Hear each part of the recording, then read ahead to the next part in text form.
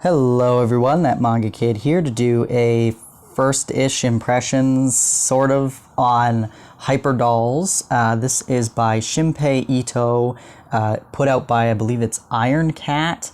Ironcat. This is a very old series. I believe this volume was published in English in the year 2000. It's a series from the mid-90s in Japan, and I don't know the history on this publication. I don't know much about Ironcat at all as a publisher. I know they're not around anymore, but I don't know if this was published further than Volume 3 in English or not. I really don't know. I got these volumes for free from a friend of mine, and it's really good for what it is. It's about these two alien girls who are, they kind of look like regular humans, but then they can transform basically magical girl-esque into the Hyperdolls, and they're superhero alien ladies, except they don't have any regard for human life. They don't care. And they're sort of, at the beginning, very emotionless and stoic, but as they kind of live on Earth a bit more and interact with humans because they're going to a regular high school to try and blend into society, they're gaining more emotions. They're kind of cyborg-esque, to be honest. But it's very funny, very entertaining, and so you have their school life where they're pretending to be cousins and they're new transfer students at this school, but then you also have, every time these creatures show up, they have to go and defeat them as the Hyperdolls.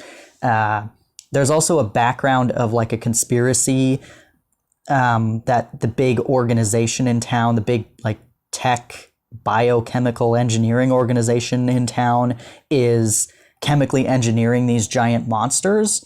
And so it kind of jumps between like following their perspective as well as some executives in this organization, as well as some detectives who are investigating this organization and the Hyperdolls to try and figure out how all these pieces fit together. It's very interesting.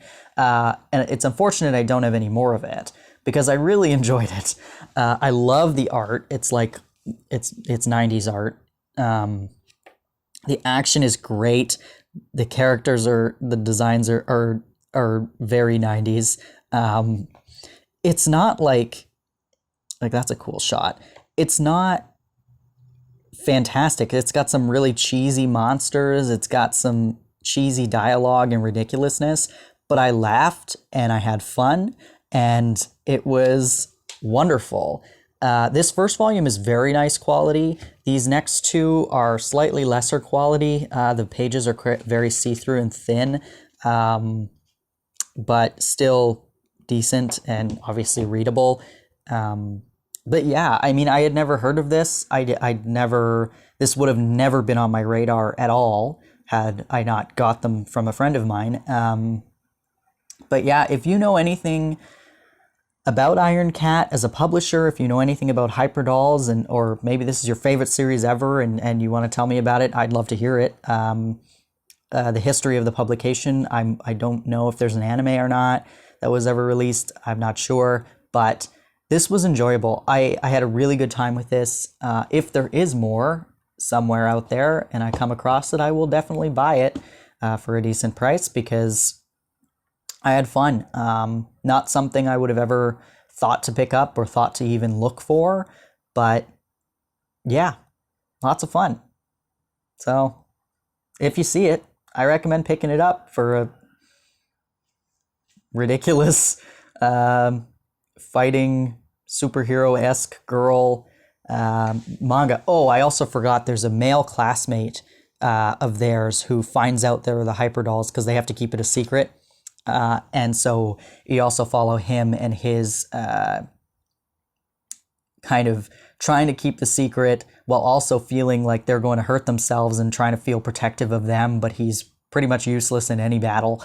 And he's quite funny as well. And their interactions with him is quite funny because they are not used to being around humans, and this human is around them quite often now, and it's pretty good. it's some ridiculous hijinks ensue. Yeah, but anyway, thanks for watching.